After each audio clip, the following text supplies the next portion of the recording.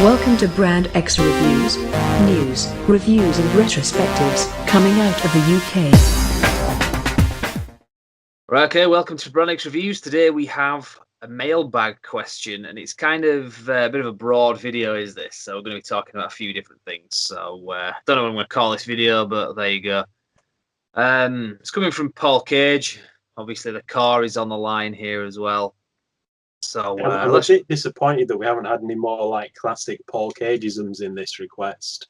Yeah, well, I'm just going to get these messages read out before we delete them, because I don't know if Paul has a habit of deleting all of his messages, and then you can't go back and read them. So let's do this video now before he fucking deletes it all.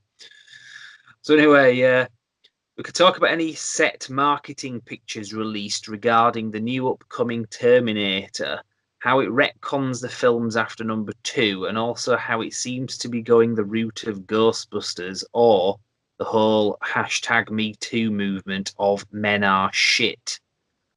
Now with that, I think it's not. I don't think it's anything to do with #MeToo, but I think I know what you're getting at. It's basically another sort of femme-centric agenda, possibly, that they're going with. I don't know if I agree with that. I think a lot of people have jumped to that conclusion because of the photograph.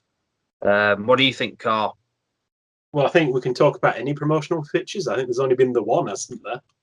I mean, they've settled on a name for it yet. This one that we've got here on screen, you've obviously got Sarah Connor, played by Linda Hamilton, back, which is great. And the woman in the middle is some kind of sort of half Terminator female. She looks quite masculine in there, not simply just because she's got quite short hair. But she looks quite stoic as well. She's got a very stoic expression on her face. Pretty good actress. She was in Blade Runner 2049, the bit part in that. And there's another female here that's Colombian as well. She's neither here nor there. Who knows, really? I mean, obviously it's got Schwarzenegger in the film. I've heard rumours, but I don't really know anything too concrete about this. And as far as I'm concerned, it's just a photograph. And I can see why people are concerned, because there have been some pretty shocking, reboots or whatever that have been done with all-female casts, like Ghostbusters. Then again, like I said, I don't really think this is an all-female cast, and the problem tends to be, it's like, right, shit, we've got this kind of half-assed project. How are we going to sell it to people? Oh shit, it's current year. Let's put a load of female leads in. It's like, shit, yeah. People are kind of over the whole Oceans films. Shit, how are we going to make them relevant again? I know. It's like, yeah, no, I wouldn't have been interested if this was the original cast coming out back. I'm not interested just because it's an all-female cast coming back to do this. And kind of the same with Ghostbusters. It's like, you didn't have a very good film, so you tried to make it political. And that didn't save it. That didn't somehow make the script better. And clearly it rubs people up the wrong way, because with everything that's going on with, like Paul says in the thing, I know what he's getting at, and there's no indication that this film has anything to do with #MeToo movement and that crap. But I know what he's getting at. It's that social justice nonsense of men are shit, which, again, is what Paul was saying. Yeah, I can definitely agree with that, because in some ways I have to kind of watch my own attitude sometimes, because I'm like, oh, for fuck's sake. And then I think about it, it's like, well, actually, there's not that much to get pissed off about here. There's a lot of things that are worth getting pissed off about, but you got to be careful kind of getting pissed off with everything, even though it's kind of justified, because it is so fucking cringy. Yeah, and this photograph doesn't necessarily mean. I think just people are so sick of it, they're starting to see it everywhere. Yeah, that's what I'm trying to Yeah, exactly. So not really much to say about that, to be fair, because like I say, it's a photograph that's been doing the rounds for months now, and it's not exactly anything new. But hopefully that's not an angle that they take, because I mean, to me, the Terminator franchise has been dead for a long time. I mean, I'm probably the most forgiving person when it comes to the Terminator sequels. I mean, I've kind of enjoyed all of them as much as I can, but then they haven't been very good. I mean, I kind of like Terminator Salvation in some ways, but it was just kind of the visuals and the kind of sound effects that were in the film, just little technical things about the film that I liked. Obviously, Christian Bale's a good actor, but it wasn't a very good Terminator film. And Genesis was kind of even worse, to be fair. But Yeah, yeah, I can kind of certainly understand why they didn't want to keep going forward with that kind of plot that's set up in the first one, because I just don't think it would have sold. yeah, but again, I think there's this. I've enjoyed bits of all of the Terminator films. Yeah. Even Terminator 3, I kind of wrote that film off for a long time.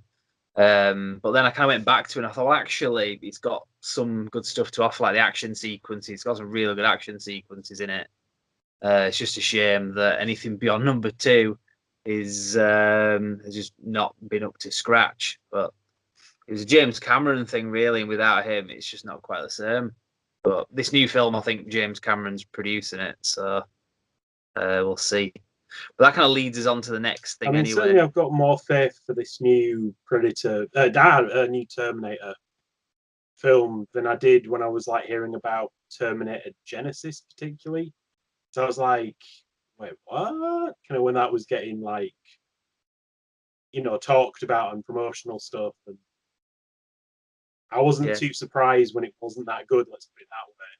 It was poorly cast as well. I mean, Emilia Clarke's a good actress, and there's some bits where she kind of pulls off that it's Sarah Connor, but was it Jai Courtney playing Kyle Reese was really bad because he's not a great actor, and he physically didn't look like him.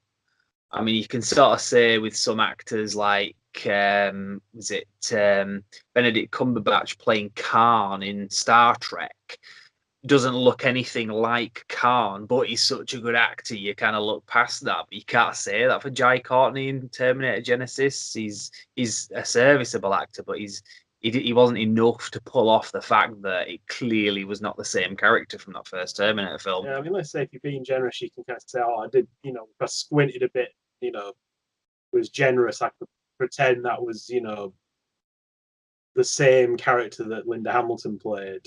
There were moments where she kind of got it just about right. At no point is it like you were just some random dude. You were not like. Yeah. And I quite like Jai Courtney in his own things that he's done. He was quite good in Suicide Squad. In the backdrop of the shit film that Suicide Squad was, he was actually like pretty decent in it. And in bit parts and things like Jack Reacher, he was pretty good in that as well. But like I say, I just didn't think he was as good as Kyle Reese. We should move on to the next point anyway, because the mailbag question kind of evolves at this point. He was talking about the sort of social justice shite that might be evident in the new Terminator film. But he goes on to say about how this new film seems to be retconning anything from and including number 3 onwards. And he's also asked how how films are starting to retcon previous films like Halloween. Is this going to become a thing going forward as a play on the nostalgia wave? I don't really know. I mean, there's a few examples. I don't think, like you were saying before we started recording, it's not really a new thing, is it? Plus, it's a lot of these films that are getting retconned were not terribly good. No, I mean you can talk about. You can say like, Halloween 2 was actually pretty decent. That is a fair comment. But the other Halloweens are pretty shocking, or have absolutely nothing to do with Michael Myers in one case. Yeah. So you don't really lose anything by ignoring their existence, Well, Halloween H2O retconned everything from 3 and including 3 onwards, I believe. I think there was room for doubt, but it pretty much was retconning them. But also, and let's face it, you needed to forget and retcon out of existence Trick or Treat Motherfucker from Buster Rhymes and his fucking kung fu master bullshit on like the killer. It's like, what the fuck are we even watching at this point? Yeah, I know that was a terrible film. But like, who the hell even signed off on this? Like, what the fuck? Yeah, did we pay this person? Can we get the money back? But again, with retconning films or certain sequels, you've got Superman Returns in 2006, retconned Superman 3 and 4. And and in hindsight, at the very least, Superman 3 was better than Superman Returns, as far as I'm concerned. 4, doubt. Well, I don't know, maybe not, but because 3 and 4 were regarded quite poorly when they went back and did Superman Returns with Brandon Routh in 2006. It basically ignored 3 and 4 completely.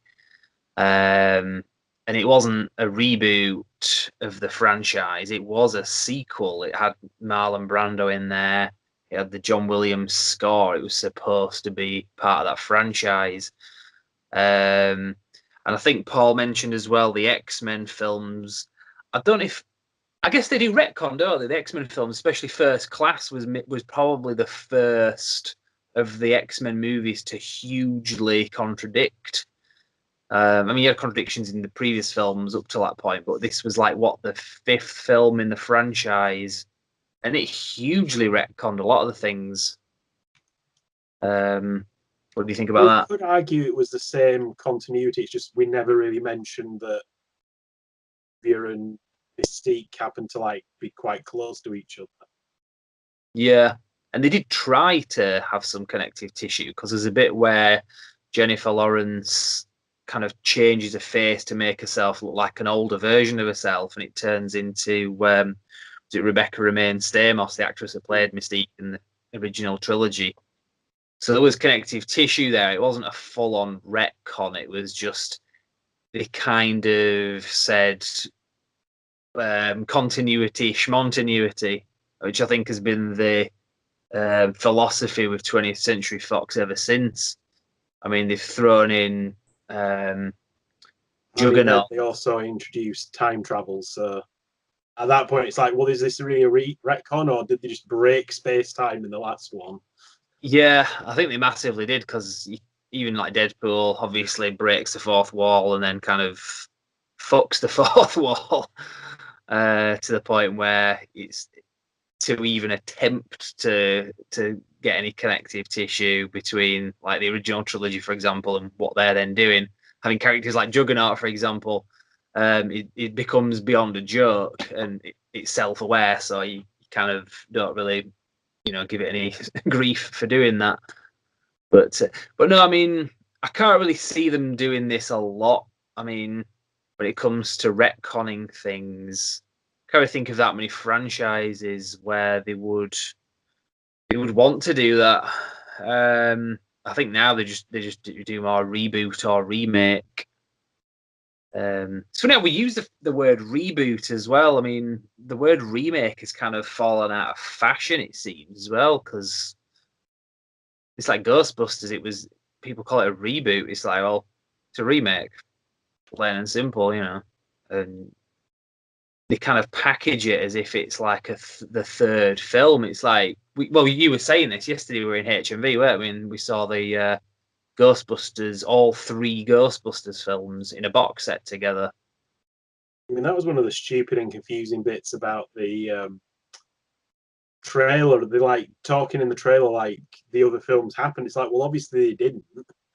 Yeah, it's not I mean, when they do James Bond, you can put all the Bond films in a box set like this, and they belong together. Even the Daniel Craig ones, which technically go back to the sort of origins of the Bond character, but there is continuity, even if it doesn't make sense. Like Judi Dench kind of links the Pierce Brosnan ones with the Daniel Craig ones, even though that doesn't make sense to do that.